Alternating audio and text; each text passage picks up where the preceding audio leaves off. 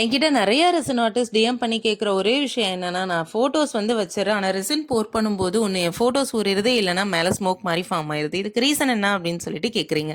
இதுக்கான ரீசன் என்ன அப்படின்னு சொல்லி தெரிஞ்சுக்கலாமா? இந்த வீடியோவ ஸ்கிப் பண்ணாம பாருங்க. ஃபர்ஸ்ட் வந்து பார்த்தீங்கன்னா, நீங்க ஃபோட்டோவ டபுள் சைடு வந்து லேமினேட் பண்ணியிருக்கணும். டபுள் சைடு லேமினேஷன் பண்ணிட்டு ப்ராப்பரா கார்னர்ஸ கட் பண்ணியிருக்கணும். ஹோல்ஸ் இருக்க மாரி கார்னர்ஸ் கட் பண்ணீங்கன்னா, கண்டிப்பா உங்களுடைய ரெசின் உள்ள போயிட்டு ஊறிடும்.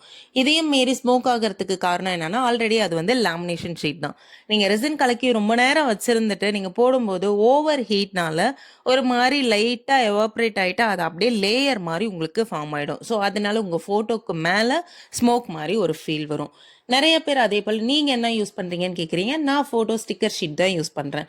அந்த ஸ்டிக்கர் ஷீட் பத்தி தெரிஞ்சுக்கணும் அப்படின்னா நம்ம கமெண்ட்ல ஸ்டிக்கர்னு சொல்லிட்டு நீங்க கமெண்ட் பண்ணுங்க. கண்டிப்பா அந்த ஸ்டிக்கர் ஷீட்டோடைய லிங்க் வந்து உங்களுக்கு சென்ட் பண்றேன்.